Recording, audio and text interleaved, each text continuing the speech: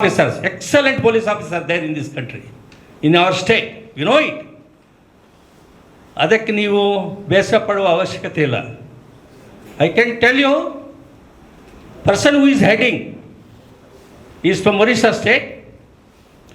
He is the DG rank man. I am 100% sure he will be effectively ಬಹಳ ಒಳ್ಳೆ ಕೆಲಸವನ್ನು ಮಾಡ್ತಾರೆ ಅಂತ ನಮ್ಮೆಲ್ಲರಿಗೂ ಕೂಡ ನಂಬಿಕೆ ಇದೆ ಅಂತ ನಾನು ನಿಮ್ಮ ಮುಂದೆ ಹೇಳ್ತಾ ಇದ್ದೀನಿ.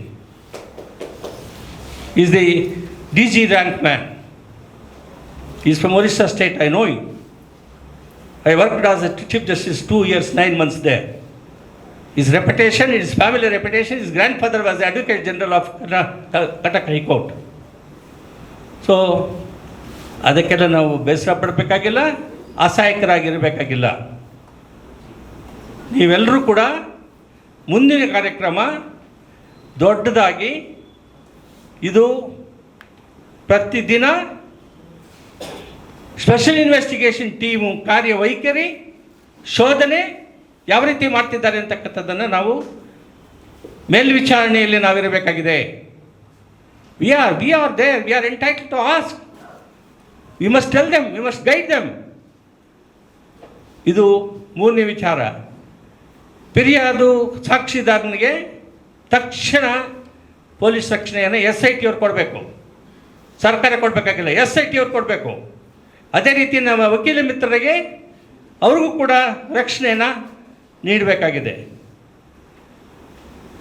ಭಾಳಷ್ಟು ವಿಚಾರಗಳನ್ನು, ಪುರಾವೆಗಳನ್ನು ನಾವು ಈ ತನಿಖಾ ಸಮಿತಿ ಶೇಖರಣೆ ಮಾಡಬೇಕಾಗಿದೆ. ಸತ್ತೋಗಿರ್ತಕ್ಕಂಥವ್ರದ್ದು ಸ್ಕೆಲೆಟನ್ಸ್ ಇದೆ, ಅವನು ತೋರಿಸ್ತಾನೆ. ಆ ಪೊಲೀಸ್ ಸ್ಟೇಷನ್ನಲ್ಲಿ ಮೊನ್ನೆ ಕಳೆದ ವಾರ ಟ್ಯೂಸ್ಡೇ ಪೇಪರ್ ಕೊಟ್ಟು ಎಲ್ಲೆಲ್ಲಿ ನೀನು ಉಣಿದೀಯ ಅಂತ ಹೇಳಿ ನಕ್ಷೆ ಕೊಡಿ ಅಂತ ಹೇಳಿದ್ದಾರೆ. ಏನರ್ಥ ಅದು? ಅಂದರೆ ಇದನ್ನೆಲ್ಲ ನಾಶ ಮಾಡೋಕ್ಕೆ ಎಲ್ಲ ಪಿತೂರಿಗಳನ್ನು ಮಾಡ್ತಾ ಇದ್ದಾರೆ. ಇವಾಗ ಅದು ನಡೆಯುವುದಿಲ್ಲ, ಅವನು ಕೊಳ್ಳಿಲ್ಲ. ಅವನಿಗೆ ರಕ್ಷಣೆ ಮಾಡ್ಕೊಳ್ತಕ್ಕಂಥ ಜವಾಬ್ದಾರಿ ಪೊಲೀಸ್ನವ್ರ ಮೇಲೆ ಬಿಡಬೇಡಿ. ಅಲ್ಲಿಯ ಜನ ಅವನಿಗೆ ರಕ್ಷಣೆ ಕೊಡ್ತಕ್ಕಂಥ ಜನರು ರಕ್ಷಣೆ ಕೊಡ್ತಾರೆ ಅಂದರೆ ಅಧಿಕಾರಿಗಳು ಏನು ಗಪ್ಚಪ್ಪಿಂದ ಅವರಿಗೆ ರಕ್ಷಣೆ ಕೊಡ್ತಕ್ಕಂಥ ಕೆಲಸ ನಡೀತದೆ. ಜನರು ಅವ್ರ ಪರ ಇರಬೇಕಾಗಿದೆ, ಇದು ಮುಖ್ಯ.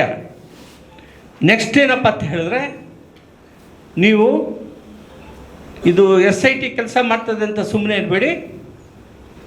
ಒಂದು ಸಾಕ್ಷಿ 183ನೇ ಹೇಳಿಕೆ, ಅದು ಬಹಳ ಬಹಳ ಬಹಳ ಮುಖ್ಯವಾಗಿರ್ತಕ್ಕಂಥ ಪುರಾವೆ. ಅದರ ಜೊತೆಗೆ ಈ DNA ಟೆಸ್ಟ್ ಆಗಬೇಕಾಗ್ತದೆ, ಈ ಬೋನ್ಸು ಮತ್ತು ಅವರು ಕೂದಲು ಅಂತೆಲ್ಲ ಹೇಳಿದ್ರಲ್ಲ. ಅದಾದಮೇಲೆ ನ್ಯಾಚುರಲ್ ಡೆತ್ತಾ ಅನ್ಯಾಚುರಲ್ ಡೆತ್ತಾ ಅಂತ ಕಂಡುಹಿಡಿಬೇಕಾಗ್ತದೆ.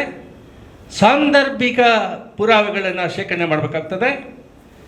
ಆಮೇಲೆ ಸೌಜನ್ಯ ಕೇಸ್ನಲ್ಲಿ ಕೂಡ ನಾನೊಂದು ತೀರ್ಪನ್ನು ಸುಪ್ರೀಂ ಕೋರ್ಟ್ನಲ್ಲಿ 2016ರಲ್ಲಿ ಪೂಜಾ ಪಾಲ್ ಮತ್ತು ಯೂನಿಯನ್ ಆಫ್ ಇಂಡಿಯಾ ಅಂತ ಹೇಳಿ XMLA of Uttar Pradesh murder ಮಾಡಿರುವಾಗ ಸರಿಯಾದ ರೀತಿಯಲ್ಲಿ ತನಿಖೆ ಆಗಿದಾಗ ಟ್ರಯಲ್ ಮಾಡುವಾಗ ಅವರು ಅರ್ಜಿ ಹಾಕಿದ್ರು ರೀಇನ್ವೆಸ್ಟಿಗೇಷನ್ ಮಾಡಬೇಕು ಅಂತ.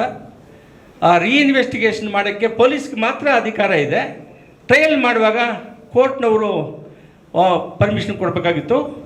ಆ ತೀರ್ಪಿನಲ್ಲಿ ನಾವು ಹೇಳಿದ್ದೀನಿ, ಬೇರೆ ಎಲ್ಲ ತೀರ್ಪುಗಳನ್ನು ಗಮನಕ್ಕೆ ತೆಗೆದುಕೊಂಡು ಸಂವಿಧಾನದ ನ್ಯಾಯಾಲಯಗಳಿಗೆ, ಉಚ್ಚ ನ್ಯಾಯಾಲಯ ಮತ್ತು ಸರ್ವೋಚ್ಚ ನ್ಯಾಯಾಲಯಕ್ಕೆ ನ್ಯಾಯ ದೃಷ್ಟಿಯಿಂದ ರೀಇನ್ವೆಸ್ಟಿಗೇಷನ್ ಅಧಿಕಾರವನ್ನು ಕೊಡ್ತಕ್ಕಂಥ ಅಧಿಕಾರ ಉಚ್ಚ ನ್ಯಾಯಾಲಯ ಮತ್ತು ಸರ್ವೋಚ್ಚ ನ್ಯಾಯಾಲಯ ಅಂತ ನಾವು ತೀರ್ಪಿದೆ. Pooja Pal versus union of India 2016 2 SCC page 1. ಅದರಿಂದ ಏನು ಕಾನೂನಿನ ಅಡಚಣೆ ಇಲ್ಲ. ಸೌಜನ್ಯ ಕೇಸ್ ಕೂಡ ರೀಇನ್ವೆಸ್ಟಿಗೇಷನ್ ಮಾಡಬಹುದು ಹೇಳ್ತಿದ್ದೀವಿ. ಕಾನೂನು ಗೊತ್ತಿಲ್ಲ ಅಂದರೆ ನಮ್ಮನ್ನು ಕೇಳಿ, ನಾವು ಕಾನೂನು ಹೇಳ್ಕೊಡ್ತೀವಿ.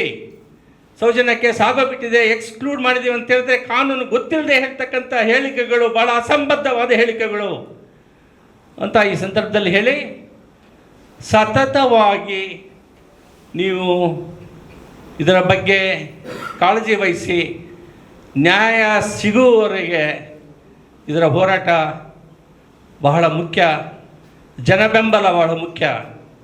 ಆ ಜನಬೆಂಬಲ ಇದ್ದಾಗ ವಕೀಲರು ನಾವು ನಿಮ್ಮ ಜೊತೆಗೆ ನಾವು ಸದಾ ನಾವು ಇರ್ತೀವಿ ಅಂತಕ್ಕಂಥ ವಿಚಾರವನ್ನು ಹೇಳಿ ನನ್ನ ಮಾತಿಗೆ ವಿರಾಮ ಕೊಡ್ತೀನಿ.